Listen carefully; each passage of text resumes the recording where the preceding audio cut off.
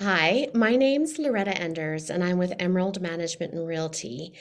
I'm excited to talk to you today about domestic violence because it's everyone's business, and especially at a time in Domestic Violence Awareness Month, it's a great opportunity to talk about this very serious and prevalent issue that is impacting thousands of individuals and families each year in Calgary. I'm excited to be joined here today with Maggie from HomeFront. Hi, everybody, and it's great to be here. And thank you, Lauretta. My name is Maggie MacKillop, and I'm the Executive Director of HomeFront, and look forward to the conversation.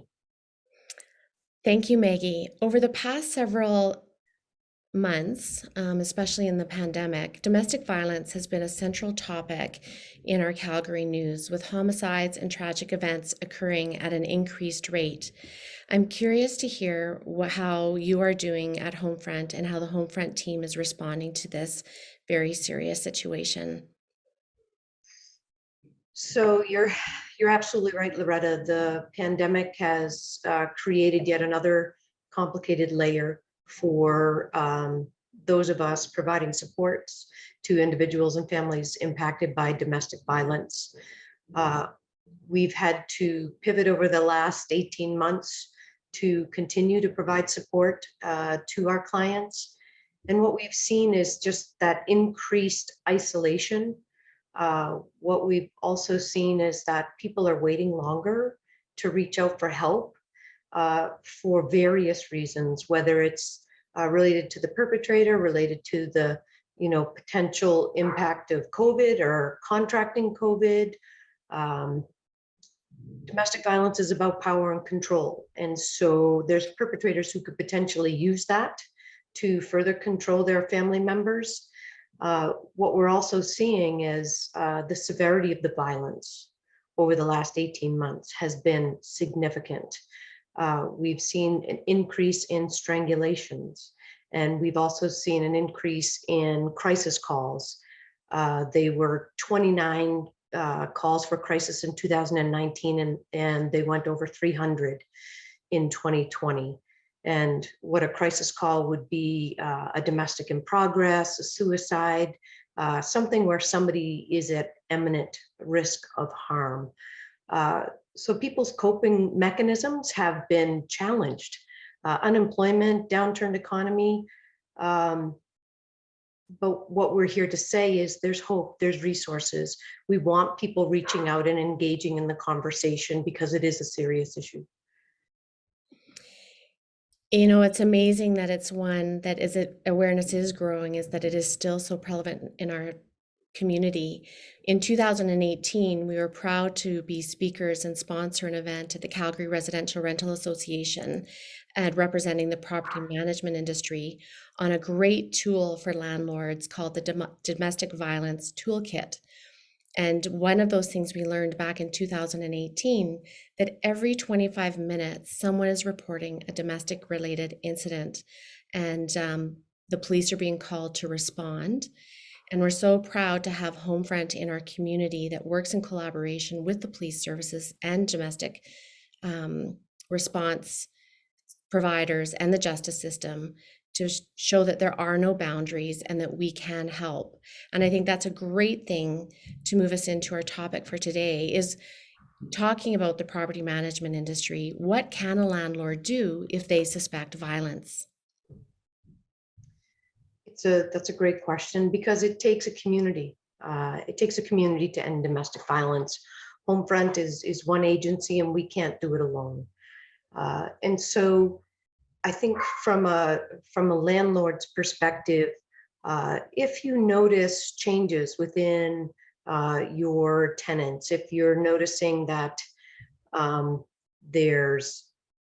they could be, indicators might be that they're wearing clothing that's not appropriate for this season, that they might have unexplained injuries, that there's other tenants in the building complaining about them, or somebody's isolated. They're not talking when they're beside their partner, or their partner's always speaking for them. If there's issues of financial control, certainly it's important to, if they suspect it, they can do a call to police for a check on welfare, or they can call 911 if they feel that somebody is in imminent harm. Thank you. I think it's really important to note that that call to 911 is that first call for help, and how important it is to reach out if you are at risk or you know someone that is at risk of harm. Another question that comes to mind often when I'm speaking with other investment property owners and landlords is where did this legislation come from and why is it in place? Right. So the Safer Spaces legislation is for those individuals and families that are in fact uh, that need to flee from domestic violence. Uh, More often than not, we would find victims staying in their abusive residences, feeling like they had no opportunity because the lease was long standing, and they thought there was no way out, or they had no supports or resources in place. Um, Domestic violence is a complex issue. And what brought them to that crisis, uh, it just doesn't happen overnight. And the fact that they have the ability to flee domestic violence, knowing that there is legislation in place to protect them, um, it's just um, one less thing and one less barrier or challenge that they have to face when they are literally fleeing for a safer life for themselves and their kids.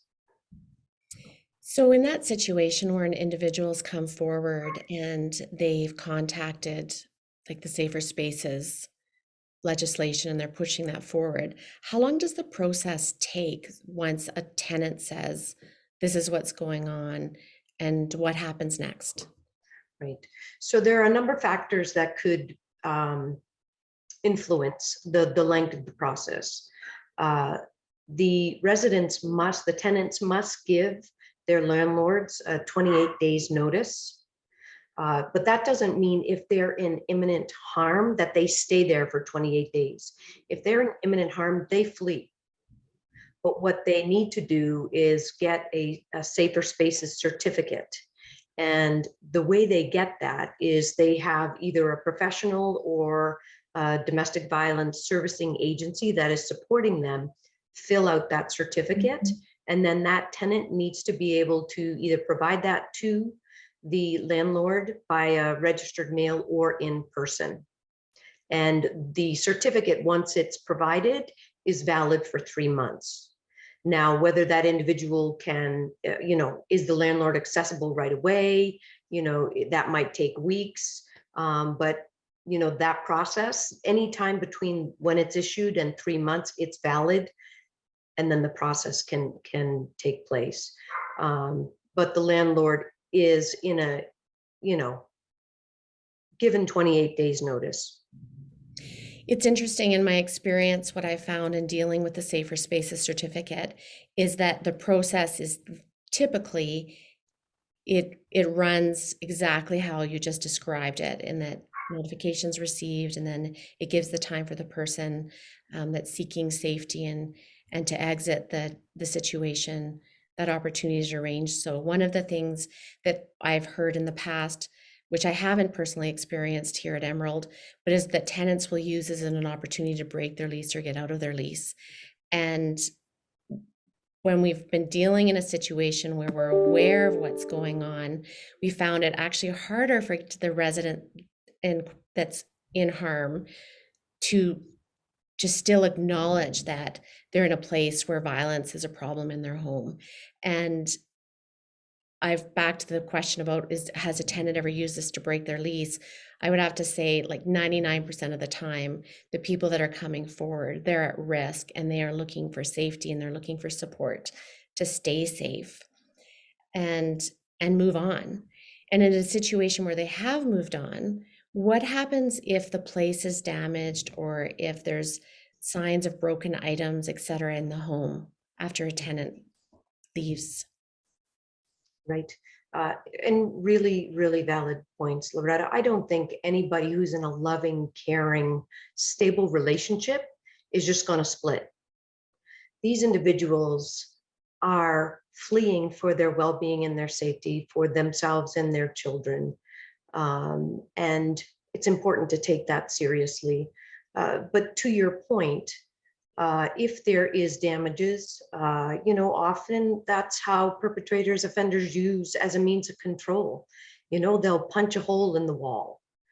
They'll throw things. They'll do anything to intimidate the person back into a level of control. And so landlords certainly can use the damage deposits. Hopefully that would cover anything that was damaged in the apartment or the person's residence. But also there are, if you will, the regular processes that landlords could go through, even if tenants leave without domestic violence, right? There's the opportunity to pursue remediation for damages beyond maybe what the damage deposit would cover. So they can still do that. I think, again, with the complexities of domestic violence, often the offending partner is often the financial earner and not the victim fleeing, because again, that is part of power and control and financial abuse and isolation. But certainly there are mechanisms in place to pursue remediation of the damage. It's interesting your comment about the control and the use of the violence, whether it's, punching a hole in the wall or control verbally that's taking place in situations. What I've experienced in the past, and some of the questions that have come back from our property managers about this process, is it impacts other residents. Imagine living in an apartment building where you have people on either side of you or above and below. So quite often the knowledge of a unsafe situation relating to domestic violence actually comes from other residents in the building or neighbors that down the street that happen to notice something. So what would you recommend when it comes to the protection of other residents, of property, of peaceful enjoyment of your home? Right. I would say, Lauretta, that we as a society have to get the message out that domestic violence is not going to be tolerated. Not just from a HomeFront perspective, because we support victims of domestic violence, but as landlords, as community members, that it is not tolerated. And you're absolutely right. The ripple effect to the other residents who wants to live in a residence where they feel like they can't walk down their hall or they can't enter their building without, being threatened by somebody. And so beyond sharing that message, it is that important understanding that it won't be tolerated and that people do have options and that the police will be called. It's some great points when you put it like that. It's this legislation and the Safer Spaces certificate and the process. It's really quite empowering for people to stand up and say that this is not normal, that this is not okay, and that there is a way to help. So if you were going to tell a landlord or recommend to them, what should they know about domestic violence and what is the importance of the Safer Spaces Act? Mm-hmm. First and foremost, I would take it seriously, because there isn't a single person that would choose this, choose to throw their life into chaos and flee, especially with children, and finding a new place to live potentially, and relocating them for education and things of that nature. It's a sensitive subject. I would also respect the confidentiality of the person who has disclosed that to you, because it just would add to their shame and their guilt. And people don't need to know those things. We also know, and I think what is probably the most critical piece that I would share, is that landlords need to know that when individuals are fleeing domestic violence, that initial flight, that initial leaving and time of separation is when they are at greatest risk for harm. And so if a landlord comes and says, well, the abuser's not in the home anymore, that doesn't mean the person and the family are not at risk. In fact, it can escalate their level of risk that they are at. And so I would just say, take it seriously. Certainly the landlords don't want to find themselves in these kinds of situations either. But I would say be a listening ear, support them, give the step that they're taking is a courageous one. It's a scary place to be when you feel like you don't have options. And so I would remember the risk factor, the time of separation, and if that there's shame and there's guilt associated, and if they could listen and support it and understand that this is an option that they're choosing because they can't stay in an abusive situation. I can see that that could be a challenge for some landlords or property managers, homeowners, neighbors, where it's easy not to get involved and it's easy to kind of just say, look, it's not my, whatever stigma, stereotype that they've got from the past. And even back to that very same question of if you've got a landlord that says, hey, it's just an easy way out of a lease, you guys sort it out, I'm not a social worker, it's not my problem. Any comments or feedback to help support someone that's going through all those questions and doubts about what their level of involvement really should be? Yeah, absolutely. I think it's also important to remember that there has to be a professional approving and signing off on that certificate. This is not just the tenant coming and saying, here's my certificate, I want to get out of my lease. This is a professional who has either been supporting the situation or is advocating for this individual to leave that current residence. And I would like to believe and know that those professionals take this very seriously and would only be signing off on a Safer Spaces certificate under the right circumstances. And of course, again, there's a dispute resolution that landlords can go through as well if they don't feel like this certificate is valid or has merit. That's great to know. You mentioned something earlier about often when the abuser has left, or even if the abuser is not at home right at now, the abusive partner, I guess, could you talk a little bit more about how the tenant is at risk of domestic violence, even if their abusive partner is no longer at home or living in the home? Well, part of, again, domestic violence is power and control. So if the abuser has left, whether most often not of their own volition, let's just say, they want to gain that control back. So they're going to try and intimidate, whether that's phone calls, whether it's showing up at the residence, whether it's breaking a door, creating further damage, anything that would threaten and provide coercive control or even physical violence. Wait till they walk out the door, or they know the patterns where they shop, where the kids go to school. Any means to get that victim back into a place where they can control them. So they don't have to physically be living in the same house to do that, because again, that pattern is long-standing and deeply, deeply rooted. That's why it's so important to believe them and understand that the less challenges and barriers they have to navigate through, the more likelihood they will be successful.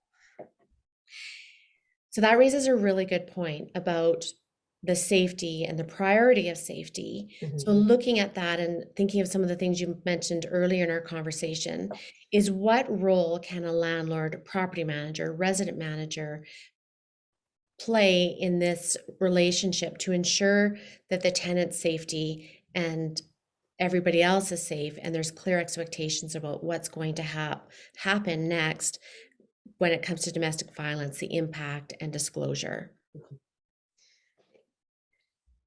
And again, it's on multiple levels, right? I mean, it's about the education and the awareness for the landlords. It's about education and awareness for the victims. It's about that supportive process, that knowing that this legislation does exist, and that when somebody is providing this certificate, that they are fleeing a domestic violence situation. And while it is nobody's first choice to be in it, uh, I think it's a positive step for the landlords and the managers to not have an abusive person in the building, potentially impacting other tenants and their health and their safety and their well-being. And certainly, at the very least, for other children witnessing abusive behavior. Um, yeah, taking it seriously. 100%. I can see the importance of all of us working together. And I think that's what's so amazing what HomeFront does and how HomeFront collaborates with the community, whether it's justice or CPS or other partners that are working to help families live safer, healthier lives, that nobody has to do this alone. Whether being a property manager, a landlord in the same situation, it's not that what I'm hearing from you is that we don't have to be the experts, that there is help out there, that there are resources available, like the Family Violence Information Line, or we could reach out to the Distress Center, Mhm. call police on the non-emergency numbers, that we don't need to be an expert. And that if someone's coming forward with this disclosure, how important it is to believe them and to do what we can to our level to help and support, or refer on to the people that are the experts and that can really help a family or an individual at such a serious time of crisis. Absolutely. You know, we have a saying at Homefront, which is never miss an opportunity to support a victim in their time of need, because it may be the only time they reach out. And you could be the difference maker between living a life of safety and health or continued impact by domestic violence. It takes everybody doing their part. It's as simple as asking somebody if they're okay and listening. And you don't have to be the expert. You're absolutely right, Lauretta. There are many resources out there. Thank you so much, Maggie, for taking the time to share your experiences and recommendations and give us some background to the importance of the Safer Spaces legislation and the toolkit that's available for landlords. If anyone was looking for more information about Homefront and the domestic violence toolkit for landlords, where should they go next? So they can go to Homefront's website, homefrontcalgary.com, for more information on resources on the impact and the great work of Homefront. And certainly from the government of Alberta, if they put in Safer Spaces, the information on the Residents and Tenancy Act will come up in terms of a fact sheet sort of, and with that information if they want to take away in a print off. That's excellent. Thank you so much, Maggie, again, for the information and your time. I know it's been invaluable for all of us at Emerald Management, and we're proud to support you and your team in your great work. So thank you for helping save the lives of Calgarians and all that you do. And thank you for your community support and Emerald Management, Lauretta. It takes a village, it takes a community, and we just are so grateful for Emerald doing their part and increasing awareness. Thank you. Thank you.